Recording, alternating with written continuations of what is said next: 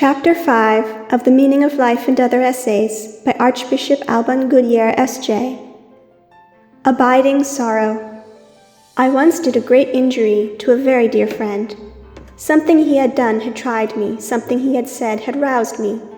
I was bitter at the moment, reckless of consequences. At the same time, I knew within my heart that his friendship would bear the strain. I let myself go. I spoke the stinging word, did the wounding deed, turned on my heel and slighted him. He took the insult and said nothing. He was older, greater than I, and could afford to forego an apology. When we met again, it was as if nothing cruel had been done. Since then, we have gone on as before. Our friendship has never diminished. But I know him too well to suppose that the memory of that day can ever fade from his mind.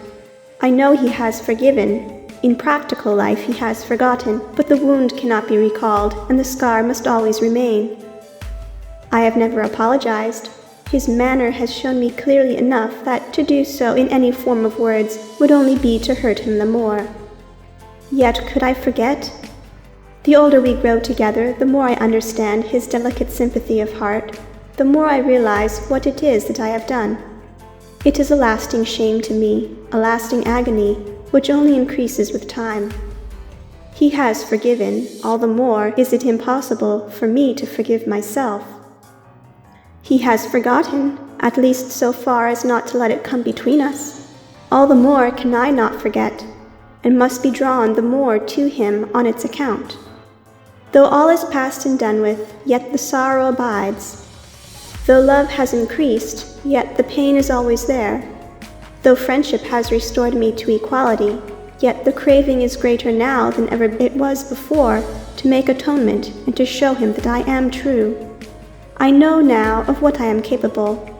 I know now how much his friendship can be trusted, and the fact that we both love each other the more because of what has happened does but make me remember without ceasing the injury that I once did him.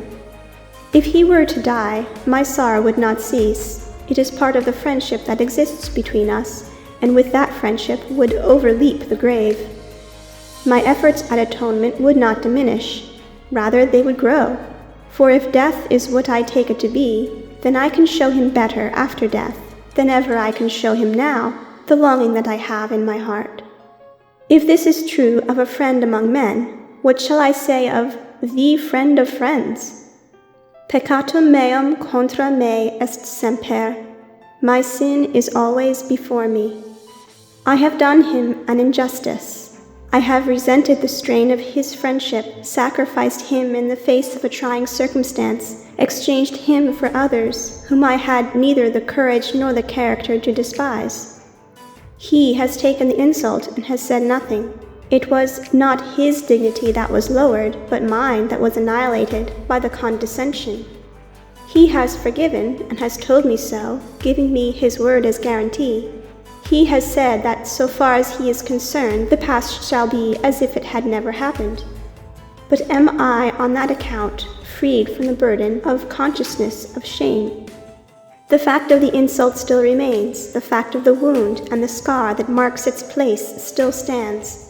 If I ever forget that, the agony that I have caused, the creature in me that could sink so low, I should be a presuming and arrogant knave.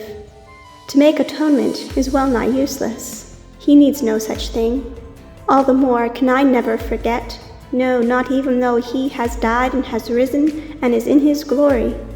That does not alter me. It does not alter my action. It does but bring home to me the more who it is whom I have offended, and what it is that I have done. This is abiding sorrow, that everlasting element of true contrition. It is consistent with great joy of heart, for it is the outcome of perfect forgiveness. It is consistent with a burning love. Indeed, it is its necessary companion. None the less is it an agony, otherwise it would not be sorrow.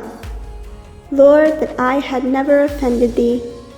Rightly understood, this is a strong heart's cry, and its note is combined of sorrow and gladness, of contrition and love, of the certainty of hope that has routed despair.